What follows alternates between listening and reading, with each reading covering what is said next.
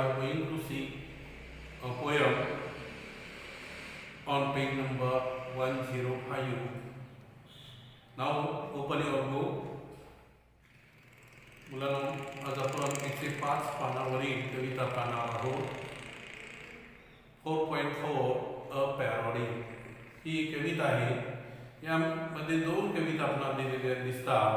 पहिली कविता जी आहे, या कवितेचं नाव आहे how doth the little busy बी.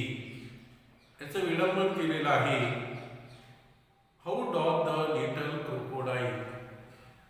आता पॅरोडी या शब्दाचा अर्थ पहिल्यांदा आपल्याला माहीत पाहिजे. पॅरोडी हा प्रकार, याला आपण मराठीमध्ये विडंबन म्हणतो. मूळ कविता जी आहे, या मूळ कवितेचं विडंबन दुसऱ्या कवीनी त्या कवितेला पॅरलल केलेलं असतं, समांतर, आणि विनोदात्मक असतं. विनोद त्यामध्ये निर्माण केलेला असतो. अशा प्रकारच्या मराठीमध्ये विडंबन केलेल्या कविता आपल्याला पाहायला मिळतील भरपूर. जर आपण गुगलवरती सर्च केला तर आपल्याला एक कविता पाहायला मिळेल विडंबन, आम्ही कोण.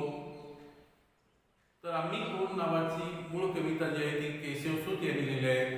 केशवसूत आणि केशवकुमार. केशवसूत जे आहे ते कृष्णाजी केशव दामले आणि केशवकुमार जे आहे ते प्रल्हाद केशव अत्रे, प्र. अत्रे. तर केशवसूत यांनी मूळ कविता लिहिलेली आहे आम्ही कोण. ही जी कविता आहे, या कवितेमध्ये केशवसूत सांगतात की कवी आम्ही कोण आहोत, आम्ही कोण म्हणून काय पुसता, आम्ही असू देवाचे लाडके, असं कवीच्या बद्दल त्यांनी विचार मत कवितेच्या रूपामध्ये मांडलेलं आहे. आणि याच कवितेचं विडंबन केशवकुमार, प्र. अत्रे यांनी विनोदामध्ये केलेलं आहे की आम्ही कोण म्हणून काय पुसता, दाताळ वेगाळूनी. अशा पद्धतीनं याच कवितेला पॅरलल जी कविता विनोदात्मक थोडंसं विडंबन प्रकारामध्ये केली जाते, यालाच आपण पॅरोडी म्हणतो. पॅरोडी म्हणजे काय हे आपल्याला या ठिकाणी दिलेलं आहे. खाली पान नंबर 105 वरती जर आपण पाहिला तर त्या ठिकाणी पॅरोडीचा अर्थ इंग्लिश टू इंग्लिश दिलेला आहे. A parody is a playful comic imitation of writer style. It's like a verbal cartoon. Verbal cartoon म्हणजे शाब्दिक, आपण पाहिलेलं आहे कार्टून पेपरमध्ये येतात नेहमी. तर अशा प्रकारचं व्हर्बल कार्टून म्हणजे शाब्दिक चित्र. जसं चित्र विडंबनात्मक असतं, कार्टून असतं, तसं कवितेच्या रूपातील हे शाब्दिक कार्टून म्हटलं जातं त्याला विडंबनला.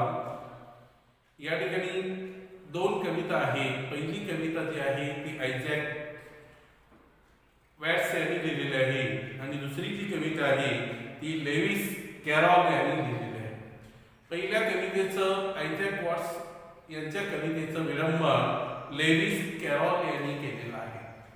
आता जसं मी तुम्हाला सांगितलं, मराठीमध्ये आम्ही कोण नावाची कविता तुम्ही पहा, जुन्या अभ्यासक्रमात ही कविता होती.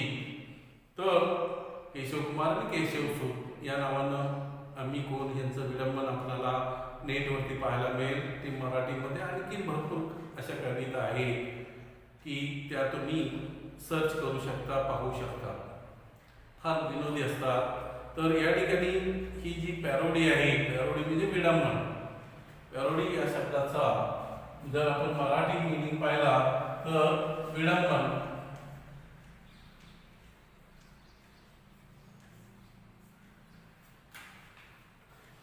इंग्लिश टू इंग्लिश मध्ये पॅरोडी इज अ प्लेफुल, विनोदी असं, कॉमिक म्हणजे विनोदी, imitation of writer style. Writer लेखकाचं मत विनोदी पद्धतीनं त्या ठिकाणी मांडलेलं असतं. तर आपण या ठिकाणी पहिली कविता आपण पाहू.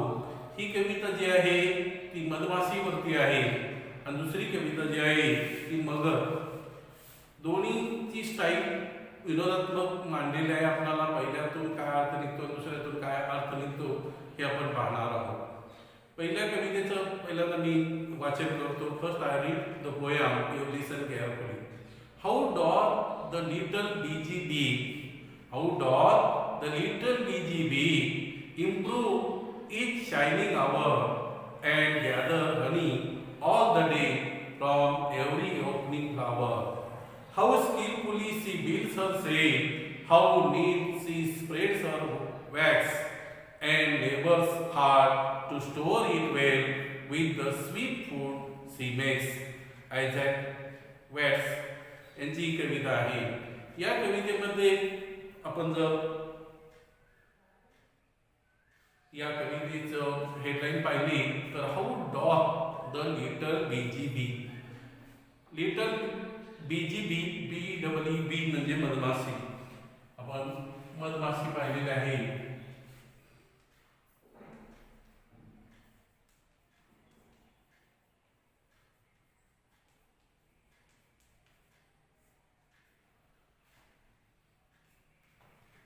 आता हाऊ डॉग हा जो शब्द आहे खाली आपल्याला इथं दिसतं पिंक ब्ल्यू कलर मध्ये पहा. डॉट या शब्दाचं मीनिंग दिलेलं आहे. Old forms of does. काही शब्द इंग्रजी कवितेमध्ये वापरले जातात जसं दाय दी यू साठी शब्द ओल्ड फॉर्म्स इंग्रजीमध्ये वापरला जातो आपण पाहिलेला आहे. तशाच पद्धतीनं डॉग हा old forms of does. Do does did आपल्याला माहित आहे सहाय्यकारी क्रियापद. तर डॉग हा ओल्ड फॉर्म्स ऑफ डज आहे. म्हणजे याचं वाचन कसं होईल. How does the little busy bee. How doth the little busy bee. How does कशा प्रकारे द लिटल बीजीबी. बी म्हणजे मधमाशी, छोटीशी मधमाशी. बीजी म्हणजे कामात असते, कामसू असते. हे या कवितेमध्ये दिलेलं आहे. How doth the little busy bee improve each shining hour. How doth the little busy bee improve each shining hour. कशा पद्धतीनं आपल्याला ती आता शायनिंग अवर या शब्द शायनिंग अवर या शब्दाचं मीनिंग या ठिकाणी काय होतो तर आपला वेळ सत्कारणी किंवा कामात कसं लावते. How doth the little busy bee improve each shining hour. आपला वेळ कशा पद्धतीनं सत्कारणी कामात लावते असं या पहिल्या दोन ओळीमध्ये म्हणलेलं आहे. हाऊ डॉज कशा प्रकारे लिटल बीजीबी कामसू कामात असणारी मधमाशी इम्प्रूव्ह इच शायनिंग अवर आपला वेळ सत्कारणी कामात लावते. आता सत्कारणी कसं how does the little bee improve each shining hour या ठिकाणी क्वेश्चन होतो. How does the little bee improve each shining hour हा प्रश्न तयार होतो. कशा पद्धतीनं मधमाशी आपला वेळ सत्कारणी कामात लावते, कामात व्यस्त करते, घालवते. याचं आन्सर पुढच्या दोन ओळीमध्ये दिलेलं आहे. And gather honey all the day from every opening flower. And gather honey all the day from every opening flower. Gather means गोळा करणे, कलेक्ट. सिमिलर वर्ड काय तो गॅदरला टू कलेक्ट. हनी मध. हनी या शब्दाचा अर्थ आहे मध.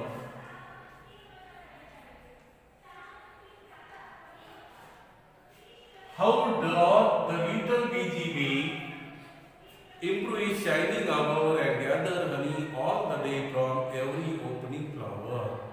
Opening सकाळी सकाळी जी फुलं उमलतात त्या उमललेल्या ओपन झालेल्या फ्लावर मधून आपण पाहिलेलं आहे की मधमाशी कशी मध गोळा करते. How does the little busy bee improve it's shining hour हा जो प्रश्न आपण पाहिला तर त्याचं उत्तर काय मिळेल. Gather honey all the day from every opening flower. मधमाशी आपला वेळ सत्कारणी कसा लावते तर gather honey all the day from every opening flower. Gather म्हणजे गोळा करणे, हनी म्हणजे मध, ऑल द डे म्हणजे सतत पूर्ण काम दिवसभर, फ्रॉम एव्हरी ओपनिंग फ्लावर प्रत्येक, एव्हरी म्हणजे प्रत्येक, ओपनिंग फ्लावर म्हणजे उमललेल्या फुलातून प्रत्येक उमललेल्या फुलातून मधमाशी आपला मध गोळा करत असते. आपण या ठिकाणी चित्र पाहिला, चित्रामध्ये दिसतं की मधमाशी जी आहे ती या फुलामध्ये, या फुलावरून दुसऱ्या फुलावरती, एका फुलावरून दुसऱ्या फुलावरती जात आहे. तर gather honey all the day from every opening flower. आता या ठिकाणी आपण आणखीन एक प्रश्न विचारला जाऊ शकतो, फाइंड आउट रॅमिंग वर्ड्स. आता रॅमिंग वर्ड्स हा क्वेश्चन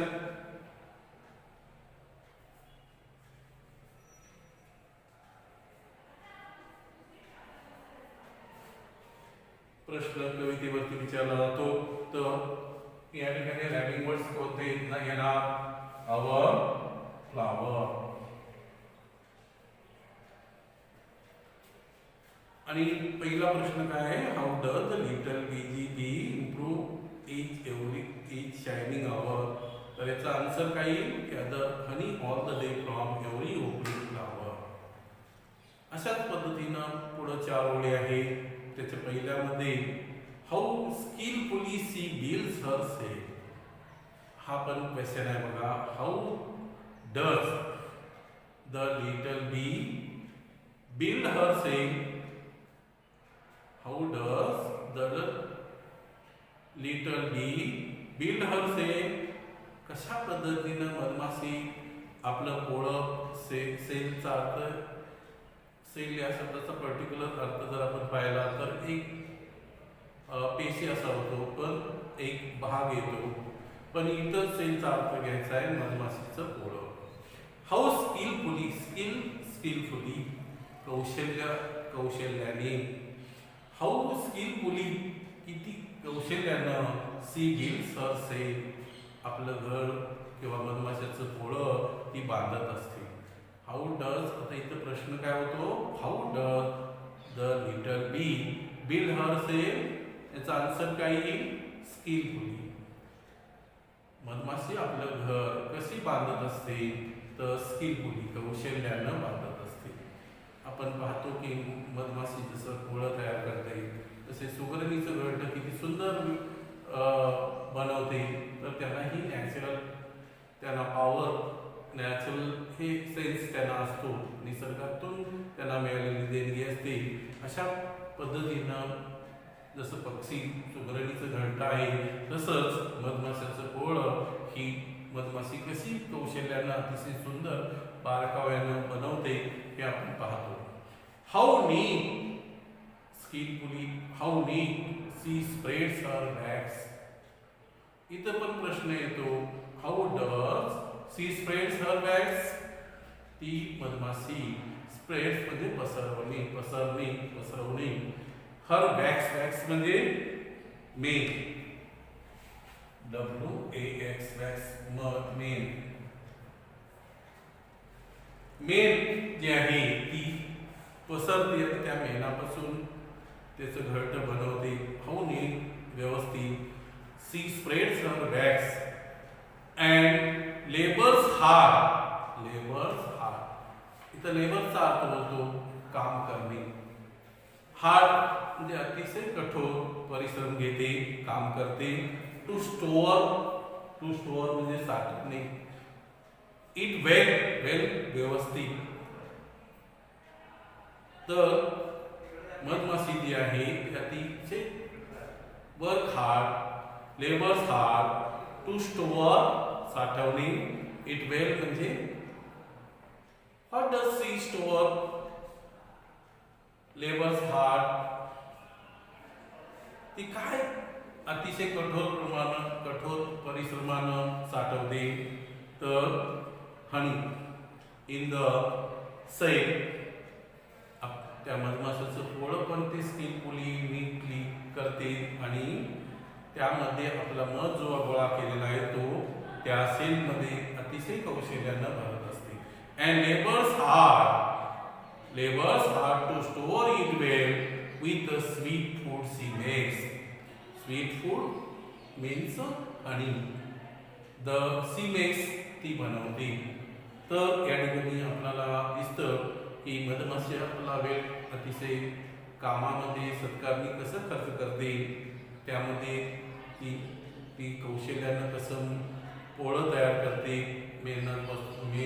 मेणापासून आणि त्यामध्ये अतिशय कौशल्यानं परिश्रमानं गोळा केलेला मध किती अतिशय चांगल्या पद्धतीनं स्टोअर करते, साठवते, हे या कवितेमध्ये सांगितलेलं आहे. तर या सेकंड स्टांजामध्ये आपल्याला रॅमिंग वर्ड कोणते दिसतील? सेम, वेल. सेम, वेल रॅमिंग वर्ड्स या ठिकाणी आहे. तर Isaac watts is the writer of this poem. या कवितेचं लेखन आयझॅक वॅट्स यांनी केलेलं आहे. या कवितेचं नाव काय आहे? What is the name of, what is the title of the poem? How doth the little busy bee. या कवितेमध्ये काय सांगितलेलं आहे? तर मधमाशी कशी सत्कारणी वेळ खर्च करते आणि आपलं जे काम आहे ते कौशल्यानं चांगलं मध गोळा करण्याचं किंवा त्याचं घट्ट मारण्याचं हे काम करते हे सांगितलेलं आहे. यानंतर आपण दुसरी कविता पाहणार आहोत. या कवितेचं पण नाव आहे how doth the little crocodile. याचं विडंबन केलेलं आहे. पहिल्या कवितेचं विडंबन या दुसऱ्या कवितेमध्ये केलेलं आहे. How doth the little crocodile. Crocodile या शब्दाचं पहिल्यांदा आपल्याला चित्रावर मिनिंग समजेल. क्रोकोडाईल या शब्दाचा अर्थ आहे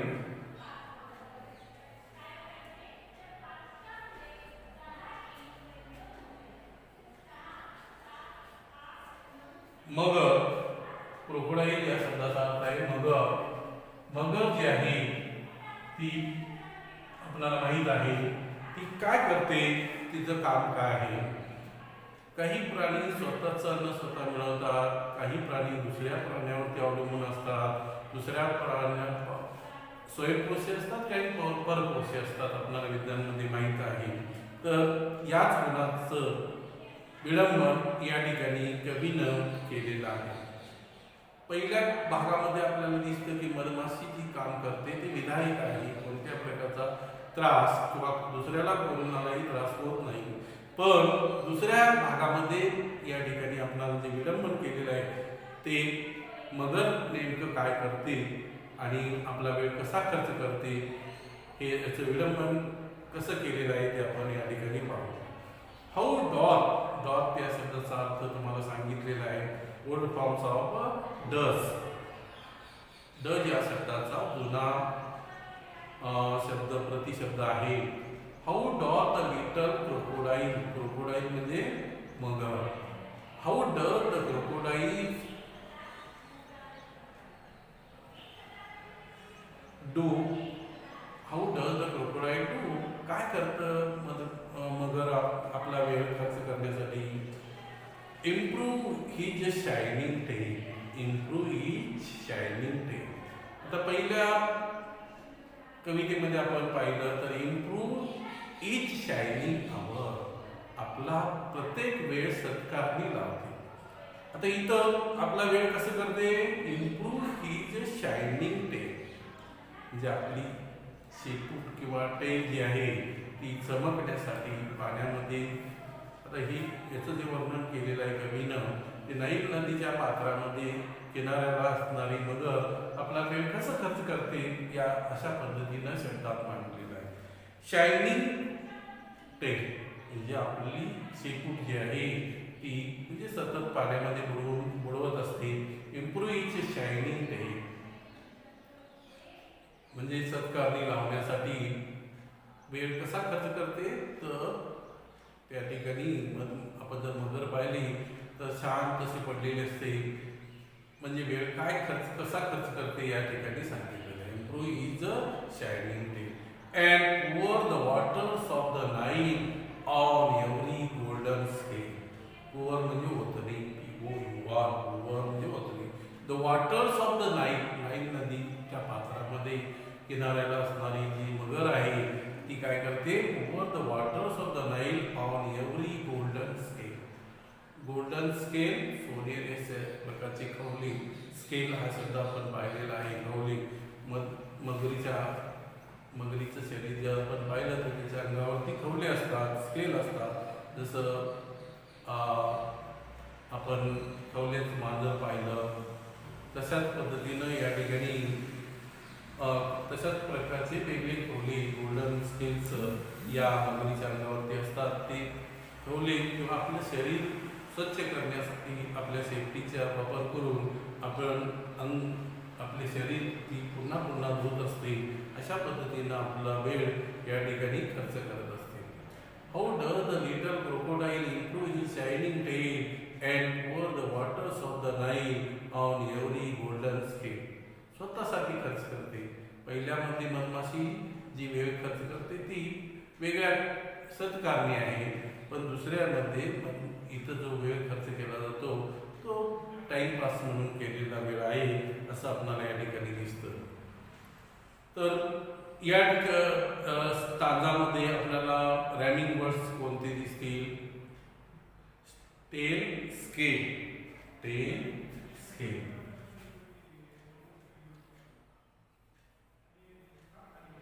हे रॅमिंग वर्ड आपल्याला या ठिकाणी पाहायला मिळतील. Find out rhyming words in first stanza. Tail scale. डाईल नाईल असं पण होतं, क्रोकोडाईल नाईल म्हणून रॅमिंग वर्ड या ठिकाणी दिसतात. त्यानंतर how cheerfully she seems to grin. seems म्हणजे दिसणे, to grin म्हणजे या शब्दाचा अर्थ आहे विकट हास्य. विकट म्हणजे दुसऱ्याची गंमत चेष्टा मस्करी करण्यासाठी जे हसतो त्याला विकट हास्य म्हणतात. विडंबना आहे दुसऱ्याची चेष्टा गंमत करण्यासाठी केलेलं हास्य, त्याला टू ग्रीन म्हणलेलं आहे. How cheerfully she seems to grin. आता ती चिअरफुली जसं पहिल्यामध्ये कौशल्यानं स्किलफुली आहे तसं इथं चिअरफुली शब्द वापरलेला आहे. चिअर कधी करतो आपण? प्रोत्साहन देणे.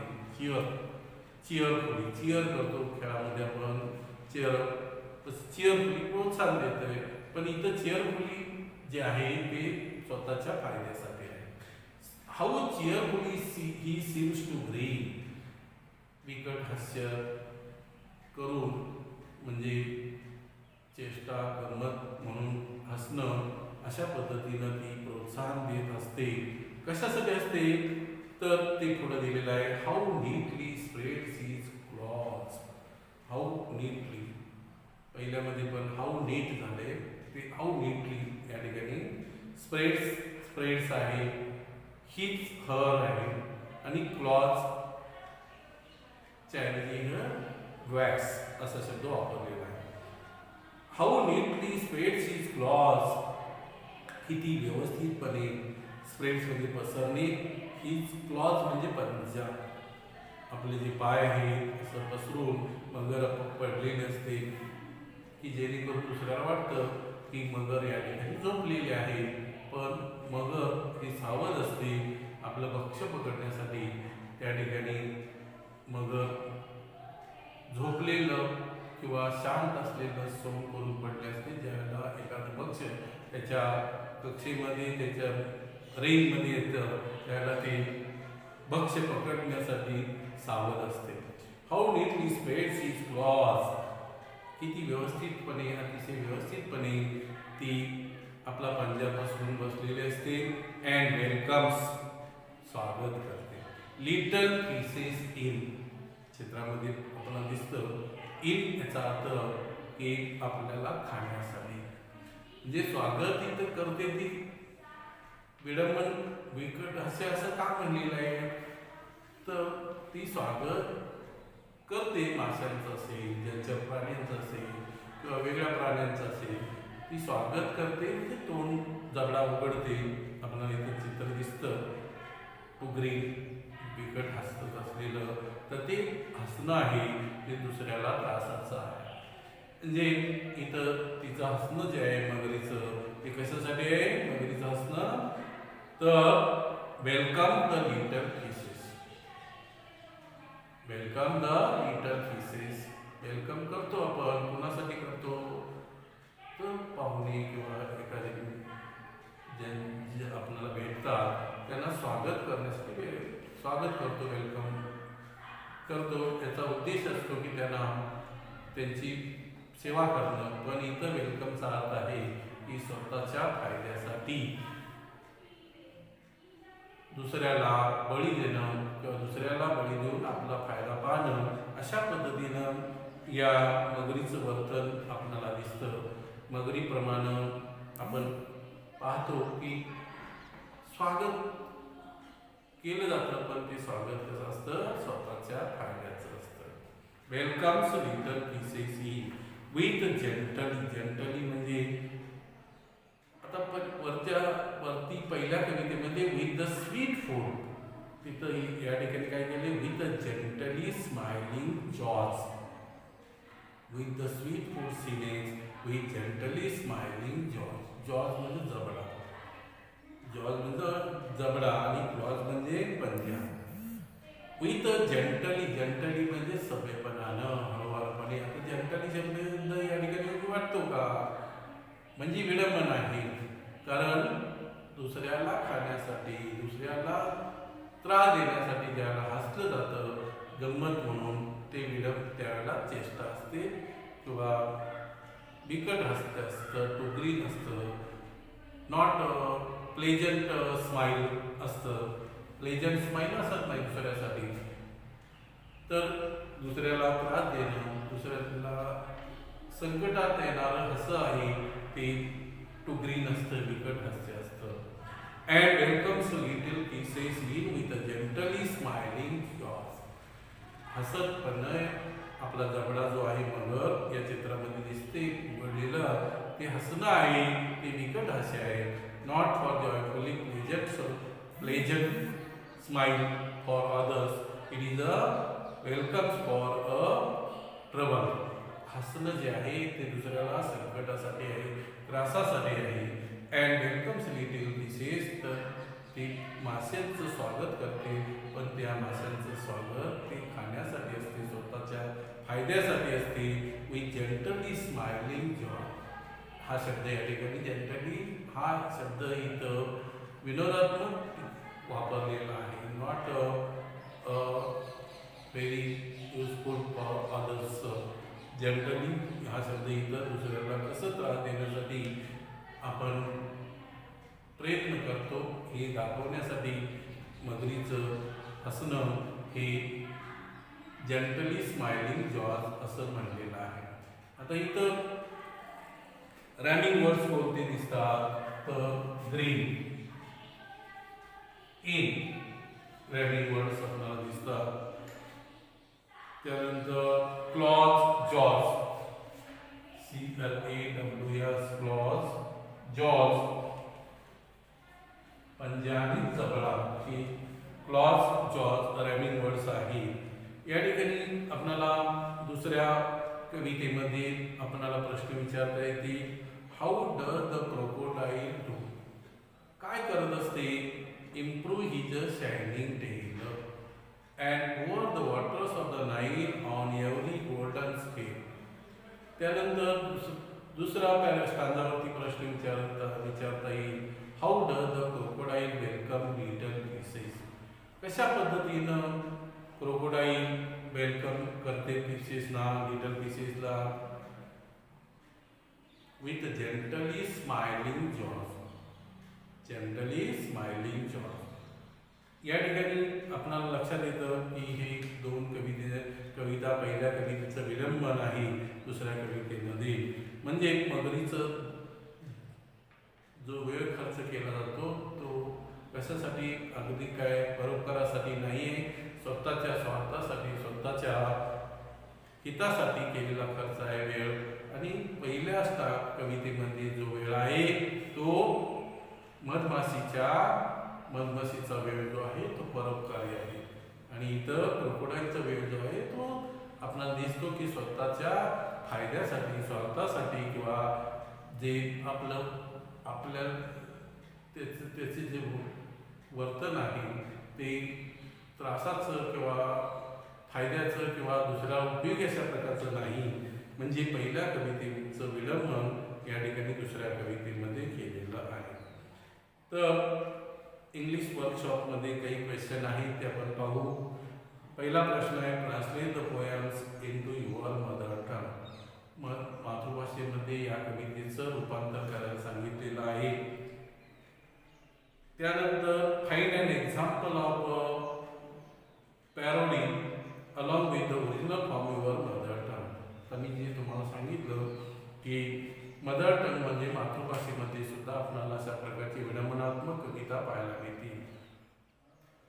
जसं आम्ही कोण ही कविता आहे, अशाच पद्धतीच्या आणखी भरपूर कविता आपल्याला या ठिकाणी नेटवरती जर गेला, विडंबन शब्द टाकला तर अनेक कविता पाहायला मिळतील. विडंबनात्मक मराठीमध्ये केलेले आहे.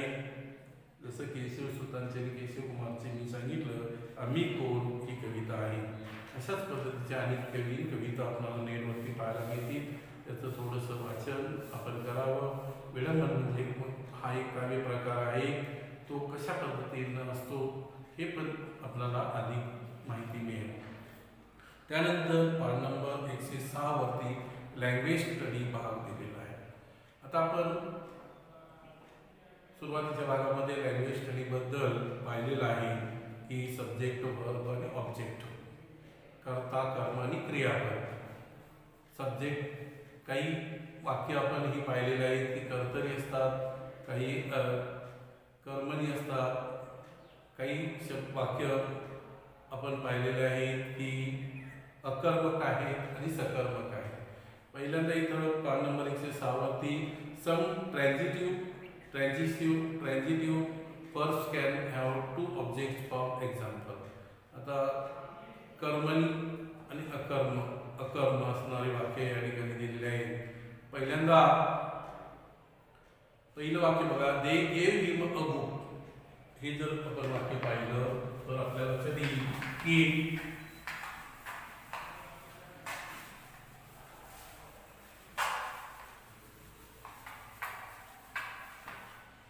पहिलं वाक्य काय आहे, they give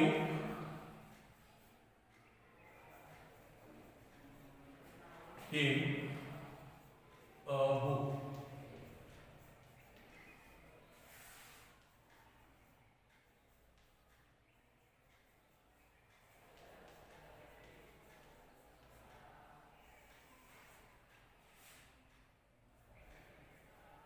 page number 106 language study. याच्यामध्ये transitive verbs can have two object.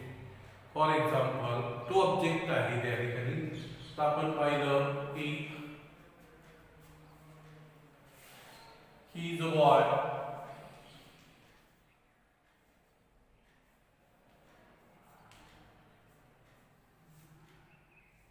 SPO subject verb object या ठिकाणी पाहायला मिळतात. पण काही वाक्य असे आहेत की त्यामध्ये दोन ऑब्जेक्ट आपल्याला पाहायला मिळतील.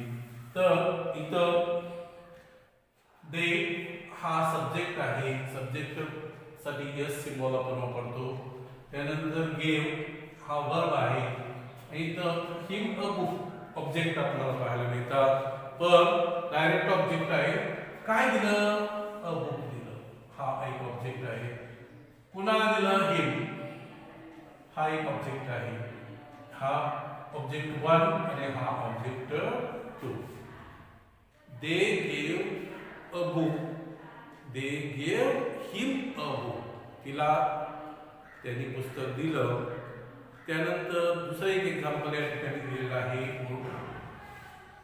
Grand mother told us a story. इथं हा सब्जेक्ट आहे. त्यानंतर टोल्ड, टेलचं टोल्ड पास्ट टेन्स वर्ब आहे.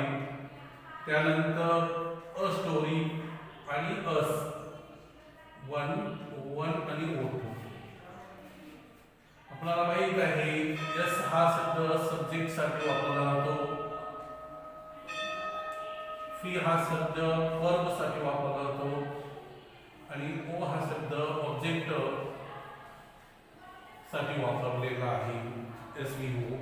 तर शॉर्ट फॉर्म आपण त्याचा सिम्बॉल काय वापरतो SV O1 आणि O2. त्यानंतर grandmother told us story. Grandmother told a story, पण गोष्ट सांगितली पण कुणाला? अस, ऑब्जेक्ट 2. अशा पद्धतीनं ऑब्जेक्ट 1, ऑब्जेक्ट 2 आपल्याला ट्रान्झिटिव्ह व्हर्ब्स मध्ये शोधता येतात. तिसरं वाक्य या ठिकाणी दिलेलं आहे. अस्मिता wrote a letter to her aunt. तर इथं या वाक्यामध्ये आपण पाहिला अस्मिता हा कर्ता आहे, सब्जेक्ट आहे. रोट राईटचं रोट पास्ट टेन्स आहे, वर्ब आहे. त्यानंतर अ लेटर. आता इथं मात्र आपल्याला अस्मिता रोट अ लेटर याच्यावरून पूर्ण वाक्य कळतं, म्हणून इथं O1 झाला. आणि कुणाला लिहिलं? टू हर अँड O2, आपल्या काकीला, मावशीला, अंटला लिहिलेलं आहे. आता object O1 is the direct object and O2 is the indirect object.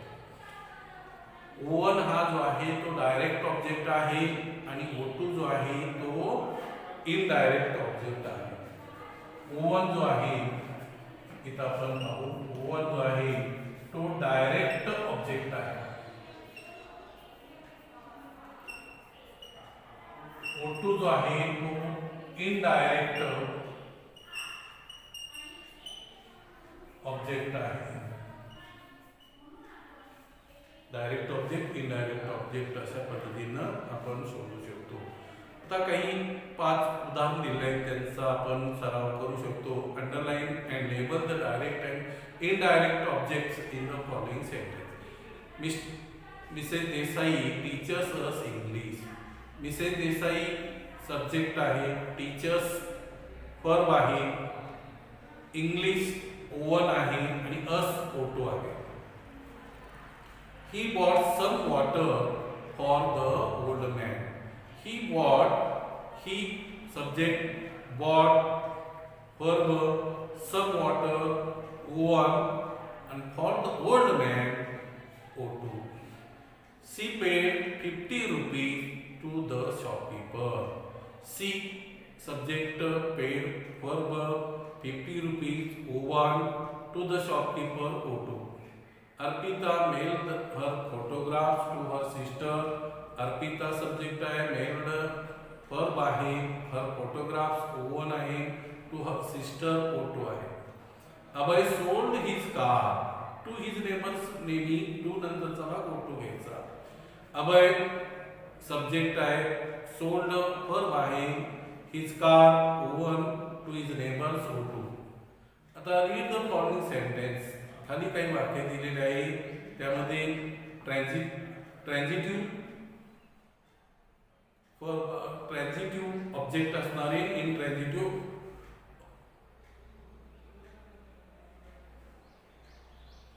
अशी काही वाक्य आहे. त्या ठिकाणी आपण find the sentence. We learn that some verb can be intransitive and some transitive. The transitive आणि intransitive verb यांचं रूपात आपण शोधायचे आहे. Find the transitive and intransitive verbs in the following sentence. शोधा तुम्ही. आपण पाठीमागच्या भागामध्ये पाहिलेलं आहे की ट्रान्झिटिव्ह आणि इनट्रान्झिटिव्ह कसे शोधायचं.